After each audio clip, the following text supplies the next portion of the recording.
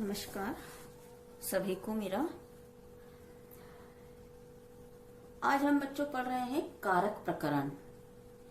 कारक प्रकरण में मैंने आपको इससे पहले वाले वीडियो में भी बताया था कि कारक प्रकरण जो है वो दो भागों में होगा। मैंने एक भाग आप बता दिया है, अब ये दूसरा भाग है कारक का, जिसमें आप देखिए कारक कितने होते हैं। तो कारक 6 होते हैं। कर्ता कर्मम च करणम, श्लोक के माध्यम से बताया है। कर्ता कर्मम च करणम संप्रदानम तथैव च अपादानाधिकरणम इत्याहु कारकाणि षट्।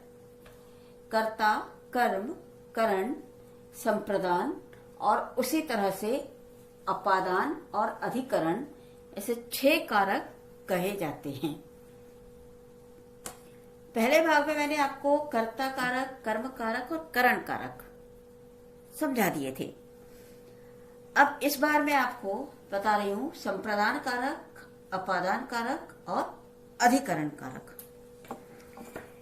संप्रदान कारक क्या है? तो संप्रदान कारक में क्या होता है कि जो कर्ता होता है, कर्म होता है, कर्म के द्वारा जो कार्य अभीष्ट होता है, माने किया जाना होता है, वो किसके लिए किया जाता है ये बताया जाता है। जैसे कर्मणा यम अभिप्रैति स संप्रदानम, मैंने सामने परिभाषा लिखी हुई है। कर्मणा यम अभिप्रैति स संप्रदानम, अर्थात मतलब क्या होता है कि जो कर्ता है वो देने के द्वारा, माने किसी को देना है या किसी से लेना है, दोनों ही बातें होती हैं। किसी को देने के द्वारा जहां वो संबंध इच्छा करता है, उसको बांधना चाहता है, किसी को देना चाहता है, माने अपनी दान क्रिया के द्वारा जब कर्ता किसी को कुछ देना चाहता है तो जिसको दिया जाता है उसके लिए संप्रदान कारक का प्रयोग किया जाता है ना। संप्रदान, संप्रदान माने नाम भी है ना, संप्रदान, प्रदान माने किसी को देना, प्रदान करना। तो जिसको प्रदान किया जाता है उसके लिए चतुर्थी विभक्ति आती है और इसका चिन्ह भी के लिए ही होता है, संप्रदान के लिए, है ना। तो किसके लिए, जिसके लिए दिया जाता है उसकी वो संप्रदान कारक होता है। जैसे उदाहरण देखिए, आपको और अच्छी तरह समझ में आ जाएगा कि नृपः निर्धनेभ्य धनम यच्छति। अब इसमें क्या है, नृपः माने राजा, निर्धनेभ्य निर्धन लोगों को, गरीब लोगों को, धनम यच्छति धन देता है। अब राजा निर्धनों को धन देता है, मतलब क्या हुआ कि जो कर्म करने वाला है, कर्मणा माने कर्म करने वाला कौन है, कर्ता, ये कौन है, राजा, ठीक है। अब जो राजा है वो अपने कार्य के द्वारा उसको क्या काम करना है, धन देना है। क्या काम करना है उसको, धन देना है। तो धन देने के द्वारा वो जिसको संबद्ध कर रहा है, माने उस धन से जिसका संबंध जोड़ रहा है, जिसको वो उस धन को देना चाह रहा है, उसकी चतुर्थी। अब यहाँ राजा धन किसको देना चाह रहा है, किसको दे रहा है, निर्धनेभ्य, निर्धन व्यक्ति को, है ना, गरीबों को। तो यहाँ निर्धन का मतलब होता है गरीब और निर्धनेभ्य ये चतुर्थी विभक्ति का बहुवचन है कि राजा गरीबों को धन देता है। आया समझ में? जिसको दिया जाता है, माने आप ये ध्यान रखिए संप्रदान में सीधी सी बात कि किसी को कुछ देने के लिए संप्रदान कारक होता है। जिसको दिया जाता है वो संप्रदान में आता है, जिसको दिया जाता है उसके लिए संप्रदान कारक का प्रयोग किया जाता है, ठीक है। अगला है आपका अपादान कारक। अपादान कारक में क्या है कि ध्रुवम अपाये अपादानम। अपाये का मतलब यहाँ होता है ध्रुवम प्लस अपाये। अपाये का मतलब यहाँ होता है विभागे, है ना, यानी विभाग करने में, माने विभाग माने क्या हो गया, आप विभाग करना माने उसको अलग करना, उसको बांटना, ठीक है, उस चीज को बांट देना। तो जहां विभाग होता है, जहां कोई भी निश्चित वस्तु को अलग किया जाता है, एक वस्तु को दूसरी वस्तु से अलग किया जाता है, वहां पर अपादान कारक का प्रयोग होता है। तो अब जैसे इसका उदाहरण क्या दिया हुआ है, इसका उदाहरण दिया है वृक्षात फलम पतति। अब देखिए, वृक्षात माने वृक्ष से, फलम फल, पतति माने गिर रहा है, गिरता है। अब क्या है यहाँ पर कि फल जो है वो पेड़ में लगता है, ठीक है, फल कहाँ लगा है, पेड़ में, और वो फल पेड़ पर से नीचे गिर पड़ा। तो क्या हुआ, क्या हुआ बच्चों, पेड़ से फल अलग हो गया, है ना। तो अगर फल पेड़ से अलग हो गया तो वहां पर जिससे अलग हुआ है उसकी पंचमी भक्ति, उसको अपादान कारक होगा, और अपादान कारक में पंचमी भक्ति लगती है, ठीक है ना। अपादान कारक में पंचमी भक्ति लगती है।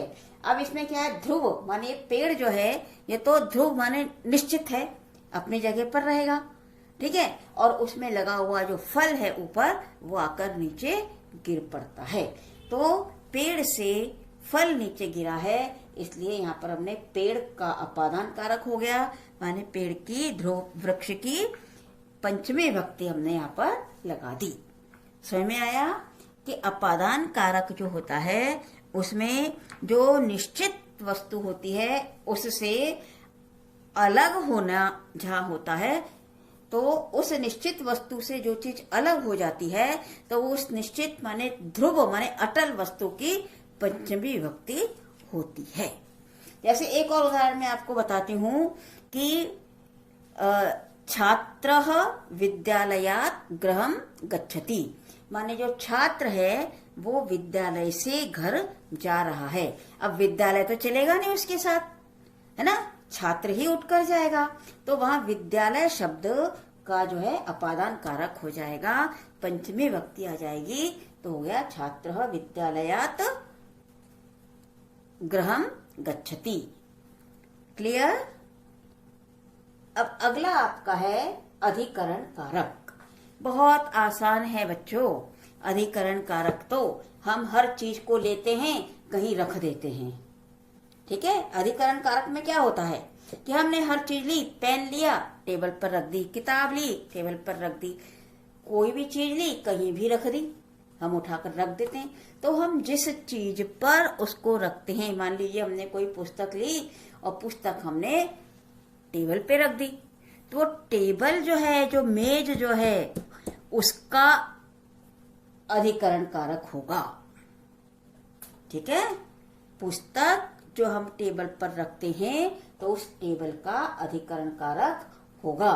इसलिए इसकी परिभाषा, इसको क्या कहा है, अधिकरण कारक कौन सा होता है, आधारो अधिकरणम, माने अधिकरण कारक को कोई आधार जरूरी है, यानी जहां पर आधार होता है वहां अधिकरण कारक होता है। क्लियर। जहां आधार होता है वहां अधिकरण कारक होता है, और उस अधिकरण में विभक्ति कौन सी लगती है, सप्तमी, तो अधिकरणे सप्तमी। देखिए अधिकरण, आधारो अधिकरणम, आधार के लिए अधिकरण है, और अधिकरणे सप्तमी, अधिकरण में सप्तमी लगती है। आया समझ में। अब इसका उदाहरण देखिए, मैंने क्या दिया आपको, तड़ागे कमलानी विकसंती। तड़ाग माने क्या होता है, तालाब, तालाब में कमल खिलते हैं। अब कमल के लिए कुछ तो आधार चाहिए ना भाई, गमले में पौधा लगा है तो गमला उसका आधार हो गया, ठीक है, तो गमला आधार हो गया, तो यहाँ कमल खिल रहे हैं, तो कमल कहाँ खिल रहे हैं, तालाब में। तो ये तालाब जो है ये इसका आधार है, किसका आधार है, कमल का। तो कमल का आधार जब तड़ाग है, तड़ाग माने तालाब होता है, कमल का आधार जब तालाब है तो तालाब की, तड़ाग का अधिकरण कारक होगा, माने तड़ाग की सप्तमी विभक्ति यहाँ पर हो जाएगी। अब देखिए कारक का ही है संबंध और संबोधन। क्या होता है बच्चों कि जब व्यक्ति या वस्तु इनका जहां संबंध प्रकट होता है वहां पर षष्ठी विभक्ति आती है। क्या बताया मैंने? किसी व्यक्ति या वस्तु का संबंध जहां प्रकट होता है वहां पर षष्ठी विभक्ति का प्रयोग किया जाता है। जैसे आप देखिए उदाहरण, रामः दशरथस्य पुत्रः आसीत्। यहाँ पर क्या है कि राम दशरथ के पुत्र थे, मतलब पुत्र हैं या पुत्र थे जो भी। तो मुख्य बात क्या है कि राम किसके पुत्र हैं? दशरथ के। तो संबंध किसमें बना हुआ है? राम और दशरथ का। ठीक है ना, पिता पुत्र का संबंध बना हुआ है। दूसरा वाक्य देखिए कि महेशस्य पुस्तकम अस्ति, कि ये पुस्तक जो है वो किसकी है? महेश की है। तो यहां पर किसमें संबंध है? महेश और पुस्तक का संबंध है। तो यहां तो व्यक्ति का संबंध हो गया, राम का दशरथ से संबंध है, इसलिए हमने दशरथ शब्द की षष्ठी विभक्ति लगा दी। फिर महेश का पुस्तक से संबंध है, इसलिए हमने महेश शब्द की षष्ठी लगा दी। इसमें कहीं भी इनका संबंध क्रिया से नहीं है। यदि हम क्रिया नहीं लगाएं तो अभी महेशस्य पुस्तकम, महेश की किताब, दशरथस्य पुत्र रामः, दशरथ के पुत्र राम, माने क्रिया से कोई इसका संबंध नहीं है। तो जहां व्यक्ति या वस्तु का संबंध बताया जाता है वहां पर षष्ठी विभक्ति का प्रयोग किया जाता है। इसी तरह दूसरा देखिए संबोधन। संबोधन में क्या है कि जब हम किसी को बुलाते हैं, जब हम किसी को बुलाकर हमें कुछ बताना है, किसी को आवाज लगानी है, तो वहां होता है संबोधन। वहां पर हम संबोधन विभक्ति का, संबोधन कारक का प्रयोग करते हैं। सॉरी, कारक नहीं कहेंगे हम इसको, संबोधन विभक्ति का प्रयोग करते हैं। जैसे हे बालक वार्तालापम मा कुरु। हे बालक, हे बच्चे, वार्तालाप माने बातचीत मत करो।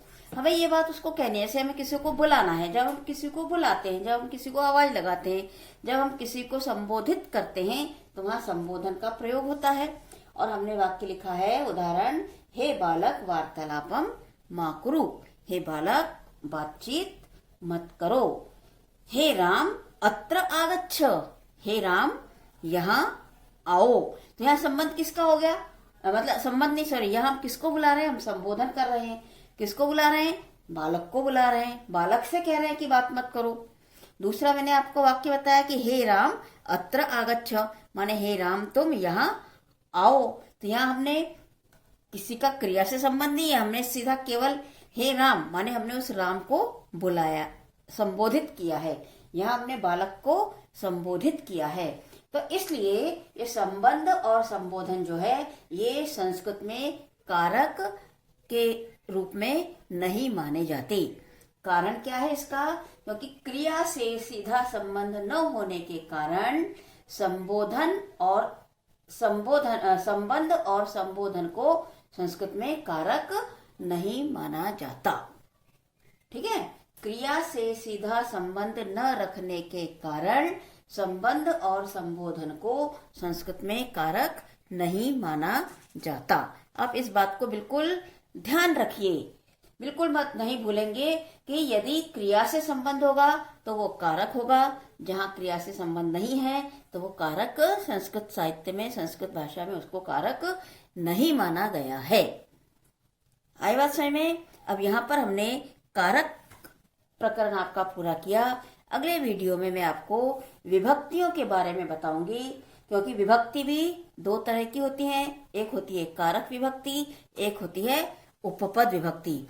कारक विभक्ति ठीक इन्हीं चिन्हों से चलती है जो हमने अभी कारक में पूछा है, सीखा है, इसलिए कारक विभक्ति भी आसान रहेगी आपको। और उपपद विभक्ति किसी विशेष शब्दों के साथ विशेष विभक्ति जब चलती है तो वहां पर उपपद विभक्ति होती है।